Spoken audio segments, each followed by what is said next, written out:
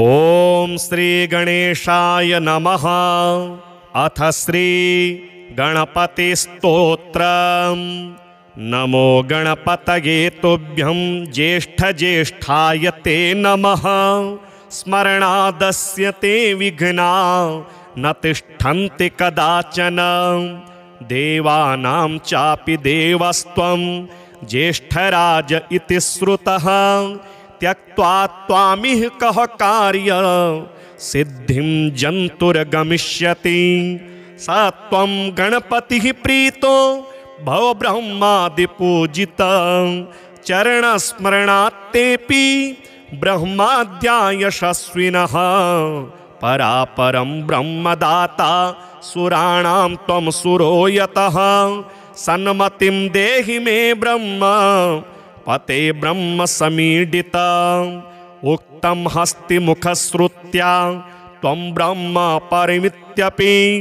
कृतं वाहनमाखुस्ते कारणं त्वत्र द्वेदनो। इयं महेशते लीला न पस्पर्शयतो मतिः।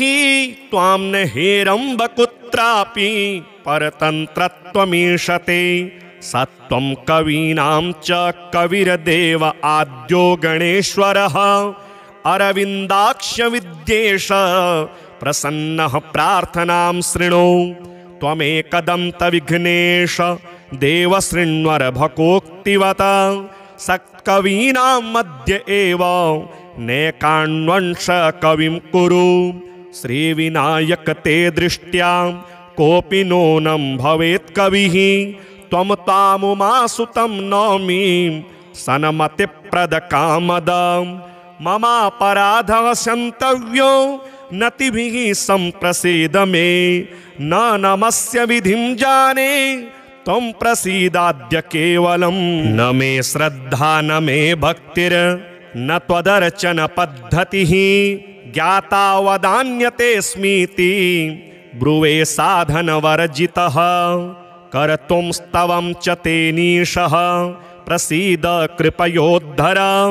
प्रणामं कुरु मे तोनेन सदानन्द प्रसीद मे।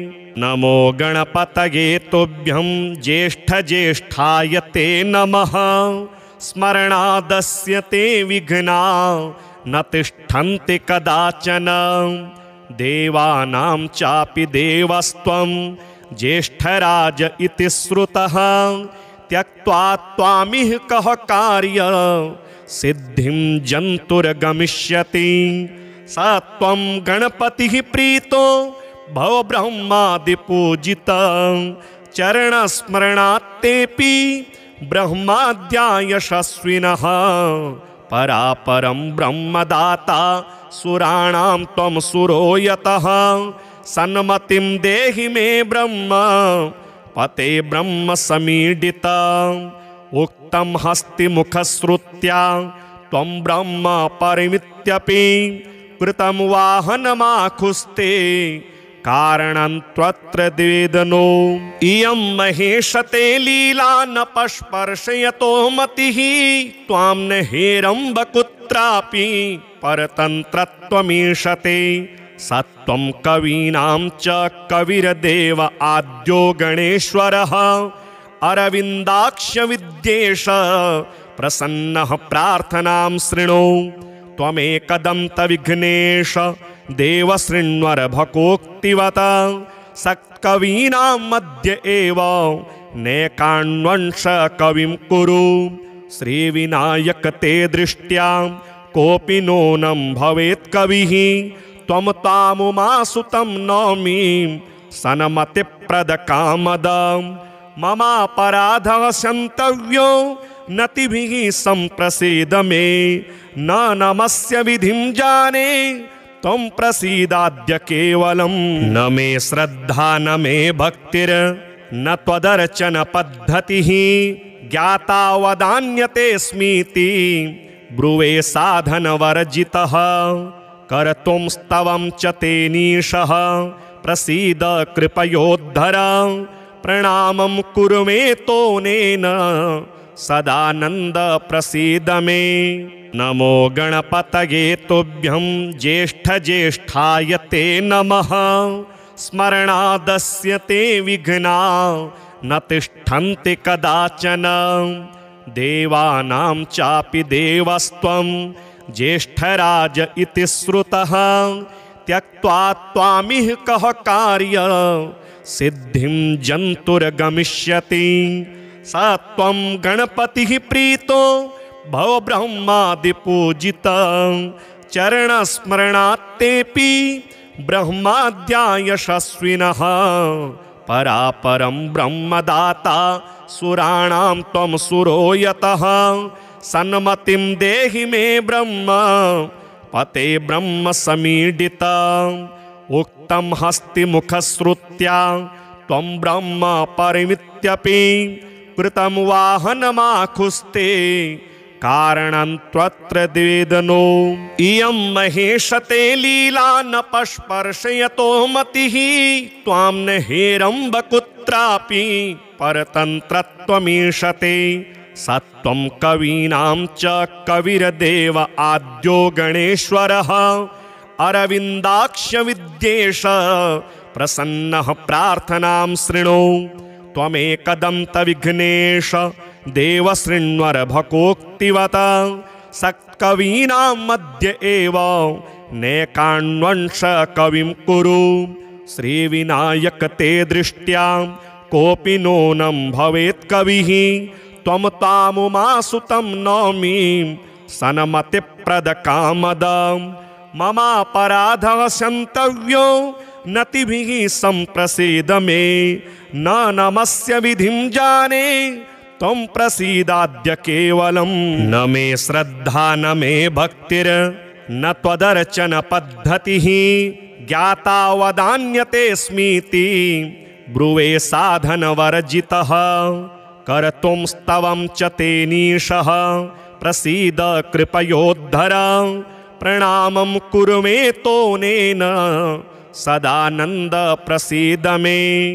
नमो गणपतये तुभ्यं ज्येष्ठज्येष्ठाय ते नमः। स्मरणादस्य ते विघ्ना न तिष्ठन्ति कदाचन। देवानां चापि देवस्त्वं ज्येष्ठराज इति श्रुतः। त्यक्त्वा त्वामिह कः कार्य सिद्धिं जन्तुर्गमिष्यति। स त्वं गणपतिः प्रीतो भव ब्रह्मादिपूजितः। चरणस्मरणात्तेऽपि ब्रह्माद्या यशस्विनः। परापरं ब्रह्मदाता सुराणां त्वं सुरो यतः। सन्मतिं देहि मे ब्रह्म पते ब्रह्म समीडिता। उक्तं हस्तिमुखश्रुत्या त्वं ब्रह्म परिमित्यपि। कृतं वाहनमाखुस्ते कारणं त्वत्र द्वेदनो। इयं महेशते लीला न पस्पर्शयतो मतिः। त्वां न हेरम्ब कुत्रापि परतन्त्रत्वमीशते। सत्वं कवीनां च कविर्देव आद्यो गणेश्वरः। अरविन्दाक्ष विद्येश प्रसन्नः प्रार्थनां शृणु। त्वमेकदन्त विघ्नेश देव शृण्वर भकोक्तिवत। सत्कवीनां मध्य एव नैकान्वंश कविं कुरु। श्रीविनायक ते दृष्ट्या कोऽपि नूनं भवेत् कविः। त्वं तामुमासुतं नौमि सन्मतिप्रदकामदम्। ममापराधः क्षन्तव्यो नतिभिः सम्प्रसीद मे। न नमस्य विधिं जाने त्वं प्रसीदाद्य केवलम्। न मे श्रद्धा न मे भक्तिर् न त्वदर्चन पद्धतिः। ज्ञाता वदान्यतेऽस्मीति ब्रुवे साधनवर्जितः। कर्तुं स्तवं च तेनीशः प्रसीद कृपयोद्धर। प्रणामं कुरु मे तोनेन सदानन्द प्रसीद मे। नमो गणपतये तुभ्यं ज्येष्ठज्येष्ठाय ते नमः। स्मरणादस्य ते विघ्ना न तिष्ठन्ति कदाचन। देवानां चापि देवस्त्वं ज्येष्ठराज इति श्रुतः त्यक्त्वा त्वामिह कः कार्य सिद्धिं जन्तुर्गमिष्यति स त्वं गणपतिः प्रीतो भव ब्रह्मादिपूजिता चरणस्मरणात्तेऽपि ब्रह्माद्या यशस्विनः परापरं ब्रह्मदाता सुराणां त्वं सुरो यतः सन्मतिं देहि मे ब्रह्म पते ब्रह्म समीडिता उक्तं हस्तिमुखश्रुत्या त्वं ब्रह्म परिमित्यपि कृतं वाहनमाखुस्ते कारणं त्वत्र द्वेदनो इयं महेशते लीला न पस्पर्शयतो मतिः त्वां न हेरम्ब कुत्रापि परतन्त्रत्वमीशते सत्वं कवीनां च कविर्देव आद्यो गणेश्वरः अरविन्दाक्ष विद्येश प्रसन्नः प्रार्थनां शृणु त्वमेकदन्त विघ्नेश देव शृण्वर भकोक्तिवत सक्कवीनां मध्य एव नैकान्वंश कविं कुरु श्रीविनायक ते दृष्ट्या कोऽपि नूनं भवेत् कविः त्वं तामुमासुतं नौमि सन्मतिप्रदकामदं ममापराधः क्षन्तव्यो नतिभिः सम्प्रसीद मे न नमस्य विधिं जाने त्वं प्रसीदाद्य केवलं न मे श्रद्धा न मे भक्तिर् न त्वदर्चन पद्धतिः ज्ञाता वदान्यतेऽस्मीति ब्रुवे साधनवर्जितः कर्तुं स्तवं च तेनीशः प्रसीद कृपयोद्धर प्रणामं कुरु मे तोनेन सदानन्द प्रसीद मे नमो गणपतये तुभ्यं ज्येष्ठ ज्येष्ठाय ते नमः स्मरणादस्य ते विघ्ना न तिष्ठन्ति कदाचन देवानां चापि देवस्त्वं ज्येष्ठराज इति श्रुतः त्यक्त्वा त्वामिह कः कार्य सिद्धिं जन्तुर्गमिष्यति स त्वं गणपतिः प्रीतो भव ब्रह्मादिपूजिता चरणस्मरणात्तेऽपि ब्रह्माद्या यशस्विनः परापरं ब्रह्मदाता सुराणां त्वं सुरो यतः सन्मतिं देहि मे ब्रह्म पते ब्रह्म समीडिता उक्तं हस्तिमुखश्रुत्या त्वं ब्रह्म परिमित्यपि कृतं वाहनमाखुस्ते कारणं त्वत्र द्वेदनो इयं महेशते लीला न पस्पर्शयतो मतिः त्वां न हेरम्ब कुत्रापि परतन्त्रत्वमीशते सत्वं कवीनां च कविर्देव आद्यो गणेश्वरः अरविन्दाक्ष विद्येश प्रसन्नः प्रार्थनां शृणु त्वमेकदन्त विघ्नेश देव शृण्वर भकोक्तिवत सक्कवीनां मध्य एव नैकान्वंश कविं कुरु श्रीविनायक ते दृष्ट्या कोऽपि नूनं भवेत् कविः त्वं तामुमासुतं नौमि सन्मतिप्रदकामदं ममापराधः क्षन्तव्यो नतिभिः सम्प्रसीद मे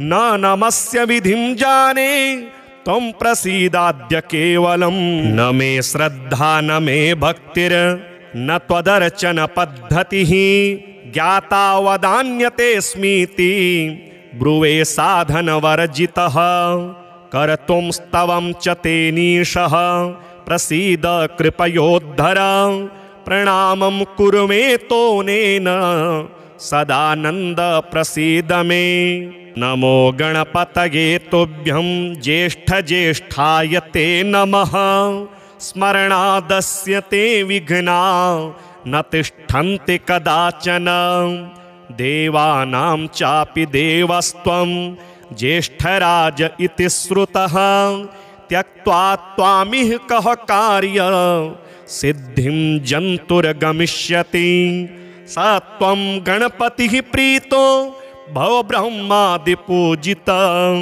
चरणस्मरणात्तेऽपि ब्रह्माद्या यशस्विनः परापरं ब्रह्मदाता सुराणां त्वं सुरो यतः सन्मतिं देहि मे ब्रह्म पते ब्रह्म समीडिता उक्तं हस्तिमुखश्रुत्या त्वं ब्रह्म परिमित्यपि कृतं वाहनमाखुस्ते कारणं त्वत्र द्वेदनो इयं महेशते लीला न पस्पर्शयतो मतिः त्वां न हेरम्ब कुत्रापि परतन्त्रत्वमीशते सत्वं कवीनां च कविर्देव आद्यो गणेश्वरः अरविन्दाक्ष विद्येश प्रसन्नः प्रार्थनां शृणु त्वमेकदन्तविघ्नेश देव शृण्वर भकोक्तिवत सत्कवीनां मध्य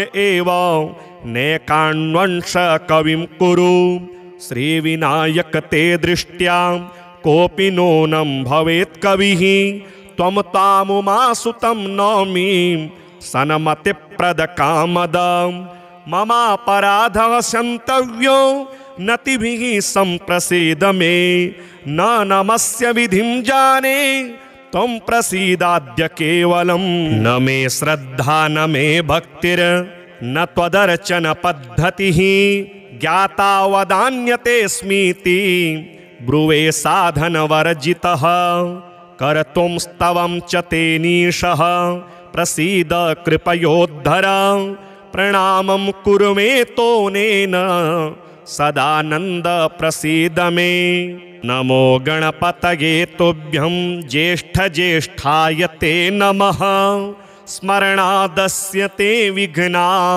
न तिष्ठन्ति कदाचन देवानां चापि देवस्त्वं ज्येष्ठराज इति श्रुतः त्यक्त्वा त्वामिह कः कार्य सिद्धिं जन्तुर्गमिष्यति स त्वं गणपतिः प्रीतो भव ब्रह्मादिपूजितः चरणस्मरणात्तेऽपि ब्रह्माद्या यशस्विनः परापरं ब्रह्मदाता सुराणां त्वं सुरो यतः सन्मतिं देहि मे ब्रह्म पते ब्रह्म समीडिता उक्तं हस्तिमुखश्रुत्या त्वं ब्रह्म परिमित्यपि कृतं वाहनमाखुस्ते कारणं त्वत्र द्वेदनो इयं महेशते लीला न पस्पर्शयतो मतिः त्वां न हेरम्ब कुत्रापि परतन्त्रत्वमीशते सत्वं कवीनां च कविर्देव आद्यो गणेश्वरः अरविन्दाक्ष विद्येश प्रसन्नः प्रार्थनां शृणु त्वमेकदन्तविघ्नेश देव शृण्वर भकोक्तिवत सत्कवीनां मध्य एव नैकान्वंश कविं कुरु श्रीविनायक ते दृष्ट्या कोऽपि नूनं भवेत् कविः त्वं तामुमासुतं नौमि सन्मतिप्रदकामदं ममापराधः क्षन्तव्यो नतिभिः सम्प्रसीद मे न नमस्य विधिं जाने त्वं प्रसीदाद्य केवलं न मे श्रद्धा न मे भक्तिर् न त्वदर्चन पद्धतिः ज्ञाता वदान्यतेऽस्मीति ब्रुवे साधनवर्जितः कर्तुं स्तवं च तेनीशः प्रसीद कृपयोद्धर प्रणामं कुरु मे तोनेन सदानन्द प्रसीद मे नमो गणपतये तुभ्यं ज्येष्ठज्येष्ठाय ते नमः स्मरणादस्य ते विघ्ना न तिष्ठन्ति कदाचन देवानां चापि देवस्त्वं ज्येष्ठराज इति श्रुतः त्यक्त्वा त्वामिह कः कार्य सिद्धिं जन्तुर्गमिष्यति स त्वं गणपतिः प्रीतो भव ब्रह्मादिपूजितः चरणस्मरणात्तेऽपि ब्रह्माद्या यशस्विनः परापरं ब्रह्मदाता सुराणां त्वं सुरो यतः सन्मतिं देहि मे ब्रह्म पते ब्रह्म समीडिता उक्तं हस्तिमुखश्रुत्या त्वं ब्रह्म परिमित्यपि कृतं वाहनमाखुस्ते कारणं त्वत्र द्वेदनो इयं महेशते लीला न पस्पर्शयतो मतिः त्वां न हेरम्ब कुत्रापि परतन्त्रत्वमीशते सत्वं कवीनां च कविर्देव आद्यो गणेश्वरः अरविन्दाक्ष विद्येश प्रसन्नः प्रार्थनां शृणु त्वमेकदन्त विघ्नेश देव शृण्वर भकोक्तिवत सक्कवीनां मध्य एव नैकान्वंश कविं कुरु श्रीविनायक ते दृष्ट्या कोऽपि नूनं भवेत् कविः त्वं तामुमासुतं नौमि सन्मतिप्रदकामद ममापराधः क्षन्तव्यो नतिभिः सम्प्रसीद मे न नमस्य विधिं जाने त्वं प्रसीदाद्य केवलं न मे श्रद्धा न मे भक्तिर् न त्वदर्चन पद्धतिः ज्ञाता वदान्यतेऽस्मीति ब्रुवे साधनवर्जितः कर्तुं स्तवं च तेनीशः प्रसीद कृपयोद्धर प्रणामं कुरु मे तोनेन सदानन्द प्रसीद मे नमो गणपतये तुभ्यं ज्येष्ठज्येष्ठाय ते नमः स्मरणादस्य ते विघ्ना न तिष्ठन्ति कदाचन देवानां चापि देवस्त्वं ज्येष्ठराज इति श्रुतः त्यक्त्वा त्वामिह कः कार्य सिद्धिं जन्तुर्गमिष्यति स त्वं गणपतिः प्रीतो भव ब्रह्मादिपूजिता चरणस्मरणात्तेऽपि ब्रह्माद्या यशस्विनः परापरं ब्रह्मदाता सुराणां त्वं सुरो यतः सन्मतिं देहि मे ब्रह्म पते ब्रह्म समीडिता उक्तं हस्तिमुखश्रुत्या त्वं ब्रह्म परिमित्यपि कृतं वाहनमाखुस्ते कारणं त्वत्र द्वेदनो इयं महेशते लीला न पस्पर्शयतो मतिः त्वां न हेरम्ब कुत्रापि परतन्त्रत्वमीशते सत्वं कवीनां च कविर्देव आद्यो गणेश्वरः अरविन्दाक्ष विद्येश प्रसन्नः प्रार्थनां शृणु त्वमेकदन्त विघ्नेश देव शृण्वर भकोक्तिवत सक्कवीनां मध्य एव नैकान्वंश कविं कुरु श्रीविनायक ते दृष्ट्या कोऽपि नूनं भवेत् कविः त्वं तामुमासुतं नौमि सन्मतिप्रदकामद ममापराधः क्षन्तव्यो नतिभिः सम्प्रसीद मे न नमस्य विधिं जाने त्वं प्रसीदाद्य केवलं न मे श्रद्धा न मे भक्तिर् न त्वदर्चन पद्धतिः ज्ञाता वदान्यतेऽस्मीति ब्रुवे साधनवर्जितः कर्तुं स्तवं च तेनीशः प्रसीद कृपयोद्धर प्रणामं कुरु मे तोनेन सदानन्द प्रसीद मे नमो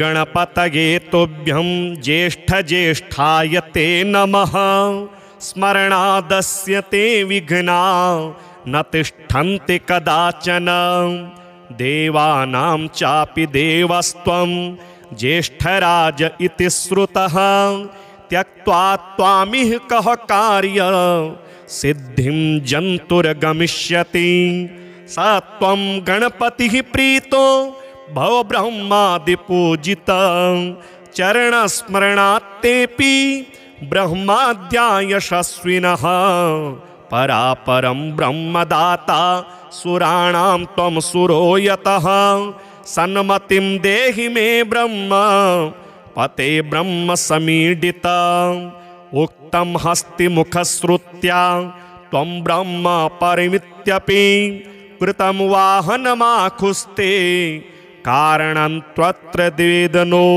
इयं महेशते लीला न पस्पर्शयतो मतिः त्वां न हेरम्ब कुत्रापि परतन्त्रत्वमीशते सत्वं कवीनां च कविर्देव आद्यो गणेश्वरः अरविन्दाक्ष विद्येश प्रसन्नः प्रार्थनां शृणु त्वमेकदन्त विघ्नेश देव शृण्वर भकोक्तिवत सत्कवीनां मध्य एव नैकान्वंश कविं कुरु श्रीविनायक ते दृष्ट्या कोऽपि नूनं भवेत् कविः त्वं तामुमासुतं नौमि सन्मतिप्रदकामदं ममापराधः क्षन्तव्यो नतिभिः सम्प्रसीद मे न नमस्य विधिं जाने त्वं प्रसीदाद्य केवलं न मे श्रद्धा न मे भक्तिर् न त्वदर्चन पद्धतिः ज्ञाता वदान्यतेऽस्मीति ब्रुवे साधनवर्जितः कर्तुं स्तवं च तेनीशः प्रसीद कृपयोद्धर प्रणामं कुरु मे तोनेन सदानन्द प्रसीद मे नमो गणपतये तुभ्यं ज्येष्ठज्येष्ठाय ते नमः स्मरणादस्य ते विघ्ना न तिष्ठन्ति कदाचन देवानां चापि देवस्त्वं ज्येष्ठराज इति श्रुतः त्यक्त्वा त्वामिह कः कार्य सिद्धिं जन्तुर्गमिष्यति स त्वं गणपतिः प्रीतो भव ब्रह्मादिपूजिता चरणस्मरणात्तेऽपि ब्रह्माद्या यशस्विनः परापरं ब्रह्मदाता सुराणां त्वं सुरो यतः सन्मतिं देहि मे ब्रह्म पते ब्रह्म समीडिता उक्तं हस्तिमुखश्रुत्या त्वं ब्रह्म परिमित्यपि कृतं वाहनमाखुस्ते कारणं त्वत्र द्वेदनो इयं महेशते लीला न पस्पर्शयतो मतिः त्वां न हेरम्ब कुत्रापि परतन्त्रत्वमीशते सत्वं कवीनां च कविर्देव आद्यो गणेश्वरः अरविन्दाक्ष विद्येश प्रसन्नः प्रार्थनां शृणु त्वमेकदन्त विघ्नेश देव शृण्वर भकोक्तिवत सत्कवीनां मध्य एव नैकान्वंश कविं कुरु श्रीविनायक ते दृष्ट्या कोऽपि नूनं भवेत् कविः त्वं तामुमासुतं नौमि सन्मतिप्रदकामदं ममापराधः क्षन्तव्यो नतिभिः सम्प्रसीद मे न नमस्य विधिं जाने त्वं प्रसीदाद्य केवलं न मे श्रद्धा न मे भक्तिर् न त्वदर्चन पद्धतिः ज्ञाता वदान्यतेऽस्मीति ब्रुवे साधनवर्जितः कर्तुं स्तवं च तेनीशः प्रसीद कृपयोद्धर प्रणामं कुरु मे तोनेन सदानन्द प्रसीद मे नमो गणपतये तुभ्यं ज्येष्ठज्येष्ठाय ते नमः स्मरणादस्य ते विघ्ना न तिष्ठन्ति कदाचन देवानां चापि देवस्त्वं ज्येष्ठराज इति श्रुतः त्यक्त्वा त्वामिह कः कार्य सिद्धिं जन्तुर्गमिष्यति स त्वं गणपतिः प्रीतो भव ब्रह्मादिपूजिता चरणस्मरणात्तेऽपि ब्रह्माद्या यशस्विनः परापरं ब्रह्मदाता सुराणां त्वं सुरो यतः सन्मतिं देहि मे ब्रह्म पते ब्रह्म समीडिता उक्तं हस्तिमुखश्रुत्या त्वं ब्रह्म परिमित्यपि कृतं वाहनमाखुस्ते कारणं त्वत्र द्वेदनो। इयं महेशते लीला न पस्पर्शयतो मतिः त्वां न हेरम्ब कुत्रापि परतन्त्रत्वमीशते। सत्वं कवीनां च कविर्देव आद्यो गणेश्वरः अरविन्दाक्ष विद्येश प्रसन्नः प्रार्थनां शृणु। त्वमेकदन्त विघ्नेश देव शृण्वर भकोक्तिवत सत्कवीनां मध्य एव नैकान्वंश कविं कुरु। श्रीविनायक ते दृष्ट्या कोऽपि नूनं भवेत् कविः त्वं तामुमासुतं नौमि सन्मतिप्रदकामदं। ममापराधः क्षन्तव्यो नतिभिः सम्प्रसीद मे न नमस्य विधिं जाने त्वं प्रसीदाद्य केवलं। न मे श्रद्धा न मे भक्तिर् न त्वदर्चन पद्धतिः ज्ञाता वदान्यतेऽस्मीति ब्रुवे साधनवर्जितः। कर्तुं स्तवं च तेनीशः प्रसीद कृपयोद्धर प्रणामं कुरु मे तोनेन सदानन्द प्रसीद मे। नमो गणपतये तुभ्यं ज्येष्ठ ज्येष्ठाय ते नमः। स्मरणादस्य ते विघ्ना न तिष्ठन्ति कदाचन। देवानां चापि देवस्त्वं ज्येष्ठराज इति श्रुतः त्यक्त्वा त्वामिह कः कार्य सिद्धिं जन्तुर्गमिष्यति। स त्वं गणपतिः प्रीतो भव ब्रह्मादिपूजितः चरणस्मरणात्तेऽपि ब्रह्माद्या यशस्विनः। परापरं ब्रह्मदाता सुराणां त्वं सुरो यतः सन्मतिं देहि मे ब्रह्म पते ब्रह्म समीडिता। उक्तं हस्तिमुखश्रुत्या त्वं ब्रह्म परिमित्यपि कृतं वाहनमाखुस्ते कारणं त्वत्र द्वेदनो। इयं महेशते लीला न पस्पर्शयतो मतिः त्वां न हेरम्ब कुत्रापि परतन्त्रत्वमीशते। सत्वं कवीनां च कविर्देव आद्यो गणेश्वरः अरविन्दाक्ष विद्येश प्रसन्नः प्रार्थनां शृणु।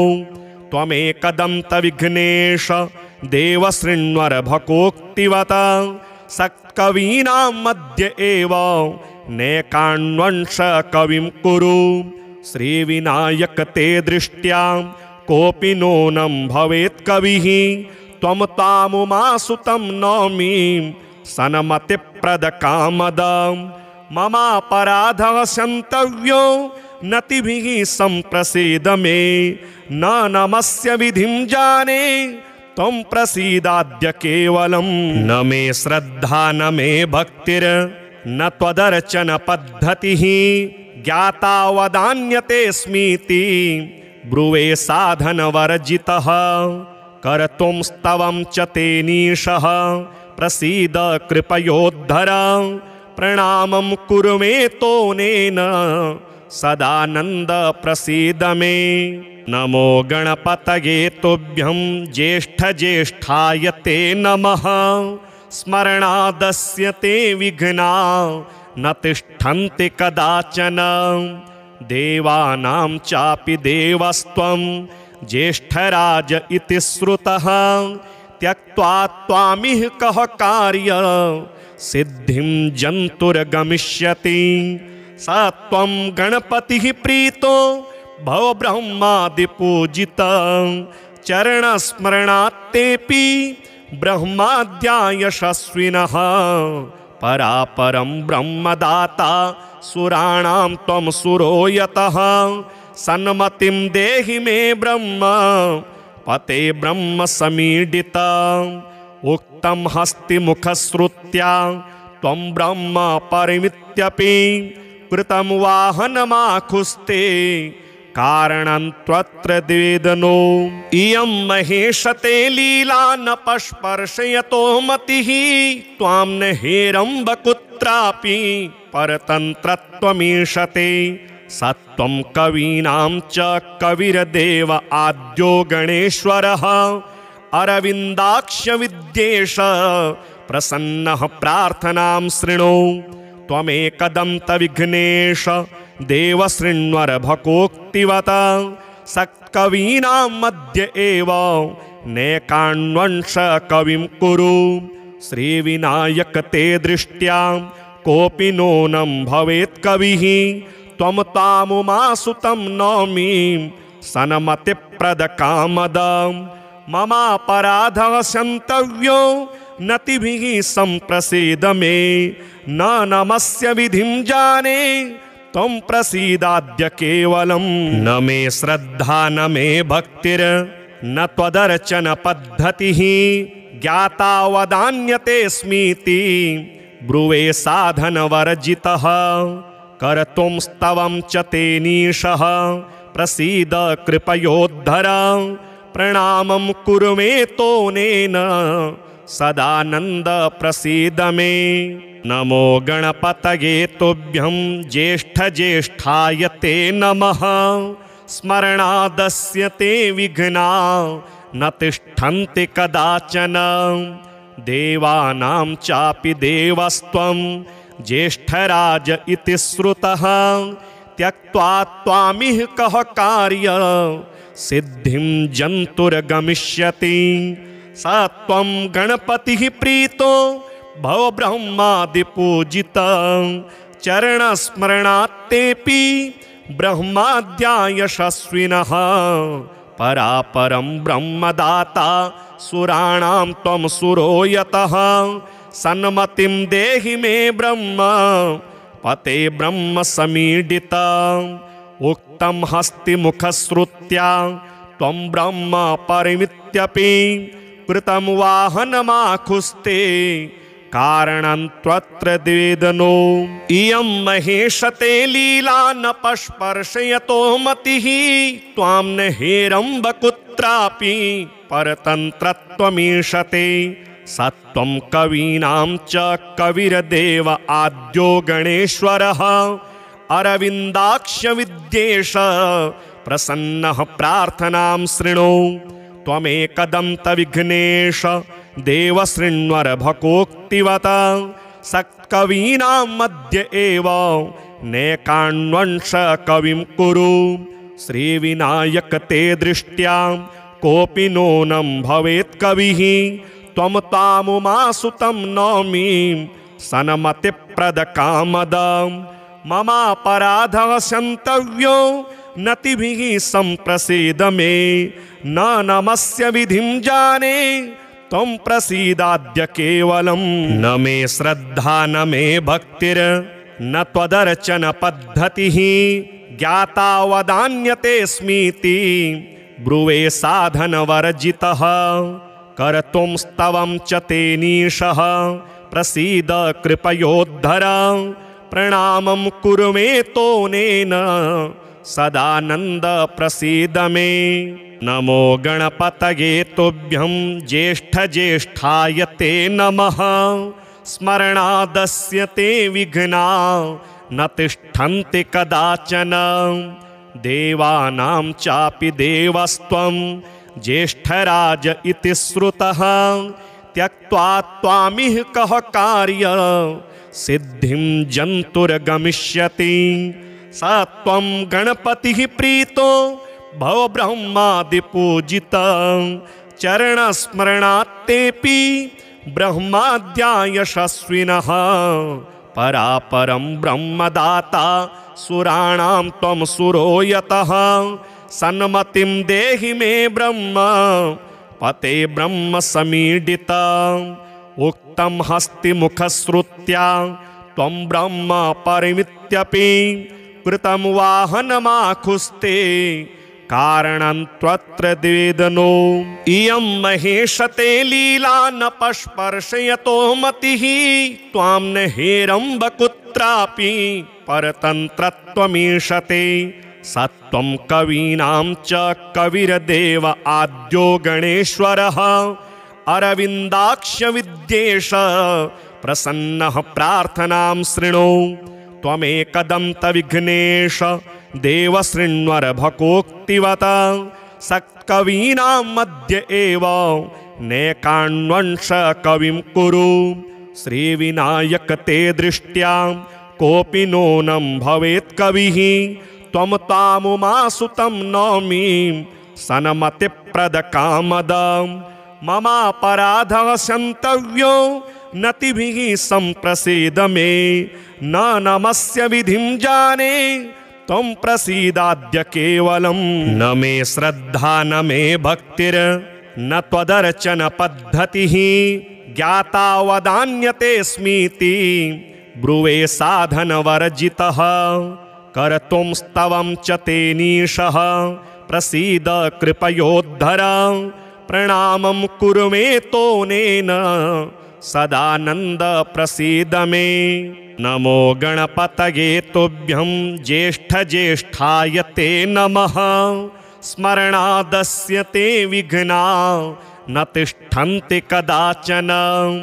देवानां चापि देवस्त्वं ज्येष्ठराज इति श्रुतः त्यक्त्वा त्वामिह कः कार्य सिद्धिं जन्तुर्गमिष्यति स त्वं गणपतिः प्रीतो भव ब्रह्मादिपूजितः चरणस्मरणात्तेऽपि ब्रह्माद्या यशस्विनः परापरं ब्रह्मदाता सुराणां त्वं सुरो यतः सन्मतिं देहि मे ब्रह्म पते ब्रह्म समीडिता उक्तं हस्तिमुखश्रुत्या त्वं ब्रह्म परिमित्यपि कृतं वाहनमाखुस्ते कारणं त्वत्र द्वेदनो इयं महेशते लीला न पस्पर्शयतो मतिः त्वां न हेरम्ब कुत्रापि परतन्त्रत्वमीशते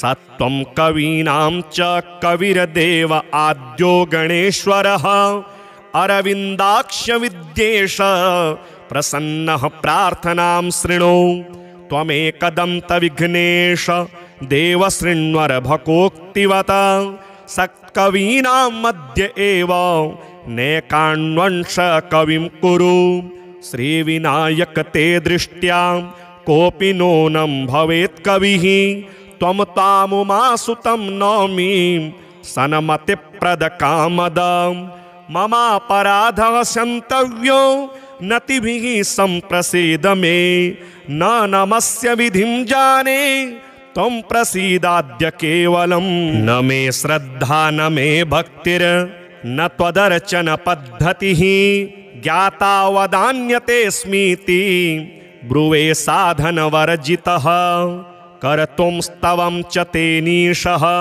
प्रसीद कृपयोद्धर प्रणामं कुरु मे तोनेन सदानन्द प्रसीद मे नमो गणपतये तुभ्यं ज्येष्ठज्येष्ठाय ते नमः स्मरणादस्य ते विघ्ना न तिष्ठन्ति कदाचन देवानां चापि देवस्त्वं ज्येष्ठराज इति श्रुतः त्यक्त्वा त्वामिह कः कार्य सिद्धिं जन्तुर्गमिष्यति स त्वं गणपतिः प्रीतो भव ब्रह्मादिपूजितः चरणस्मरणात्तेऽपि ब्रह्माद्या यशस्विनः परापरं ब्रह्मदाता सुराणां त्वं सुरो यतः सन्मतिं देहि मे ब्रह्म पते ब्रह्म समीडिता उक्तं हस्तिमुखश्रुत्या त्वं ब्रह्म परिमित्यपि कृतं वाहनमाखुस्ते कारणं त्वत्र द्वेदनो इयं महेशते लीला न पस्पर्शयतो मतिः त्वां न हेरम्ब कुत्रापि परतन्त्रत्वमीशते सत्वं कवीनां च कविर्देव आद्यो गणेश्वरः अरविन्दाक्ष विद्येश प्रसन्नः प्रार्थनां शृणु त्वमेकदन्तविघ्नेश देव शृण्वर भकोक्तिवत सत्कवीनां मध्य एव नैकान्वंश कविं कुरु श्रीविनायक ते दृष्ट्या कोऽपि नूनं भवेत् कविः त्वं तामुमासुतं नौमि सन्मतिप्रदकामदं ममापराधः क्षन्तव्यो नतिभिः सम्प्रसीद मे न नमस्य विधिं जाने त्वं प्रसीदाद्य केवलं न मे श्रद्धा न मे भक्तिर् न त्वदर्चन पद्धतिः ज्ञाता वदान्यतेऽस्मीति ब्रुवे साधनवर्जितः कर्तुं स्तवं च तेनीशः प्रसीद कृपयोद्धर प्रणामं कुरु मे तोनेन सदानन्द प्रसीद मे नमो गणपतये तुभ्यं ज्येष्ठज्येष्ठाय ते नमः स्मरणादस्य ते विघ्ना न तिष्ठन्ति कदाचन देवानां चापि देवस्त्वं ज्येष्ठराज इति श्रुतः त्यक्त्वा त्वामिह कः कार्य सिद्धिं जन्तुर्गमिष्यति स त्वं गणपतिः प्रीतो भव ब्रह्मादिपूजितः चरणस्मरणात्तेऽपि ब्रह्माद्या यशस्विनः परापरं ब्रह्मदाता सुराणां त्वं सुरो यतः सन्मतिं देहि मे ब्रह्म पते ब्रह्म समीडिता उक्तं हस्तिमुखश्रुत्या त्वं ब्रह्म परिमित्यपि कृतं वाहनमाखुस्ते कारणं त्वत्र द्वेदनो इयं महेशते लीला न पस्पर्शयतो मतिः त्वां न हेरम्ब कुत्रापि परतन्त्रत्वमीशते सत्वं कवीनां च कविर्देव आद्यो गणेश्वरः अरविन्दाक्ष विद्येश प्रसन्नः प्रार्थनां शृणु त्वमेकदन्त विघ्नेश देव शृण्वर भकोक्तिवत सत्कवीनां मध्य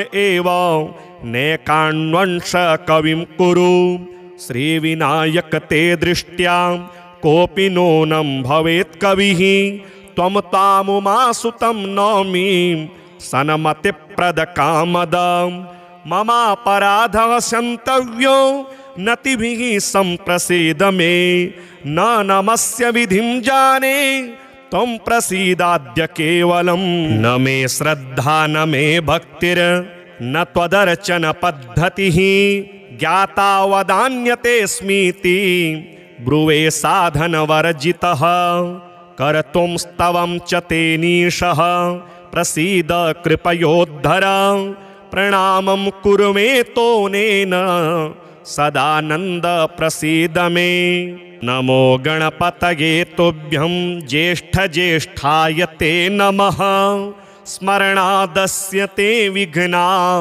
न तिष्ठन्ति कदाचन देवानां चापि देवस्त्वं ज्येष्ठराज इति श्रुतः त्यक्त्वा त्वामिह कः कार्य सिद्धिं जन्तुर्गमिष्यति स त्वं गणपतिः प्रीतो भव ब्रह्मादिपूजितः चरणस्मरणात्तेऽपि ब्रह्माद्या यशस्विनः परापरं ब्रह्मदाता सुराणां त्वं सुरो यतः सन्मतिं देहि मे ब्रह्म पते ब्रह्म समीडिता उक्तं हस्तिमुखश्रुत्या त्वं ब्रह्म परिमित्यपि कृतं वाहनमाखुस्ते कारणं त्वत्र द्वेदनो इयं महेशते लीला न पस्पर्शयतो मतिः त्वां न हेरम्ब कुत्रापि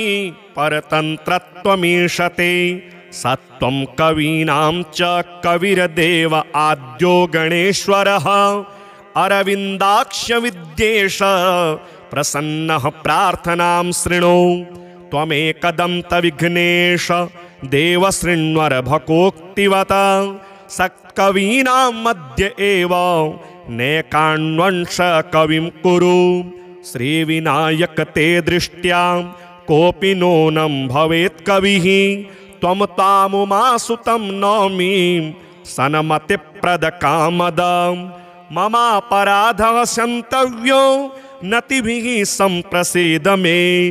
न नमस्य विधिं जाने त्वं प्रसीदाद्य केवलम्। न मे श्रद्धा न मे भक्तिर् न त्वदर्चन पद्धतिः। ज्ञाता वदान्यतेऽस्मीति ब्रुवे साधनवर्जितः। कर्तुं स्तवं च तेनीशः प्रसीद कृपयोद्धर। प्रणामं कुरु मे तोनेन सदानन्द प्रसीद मे।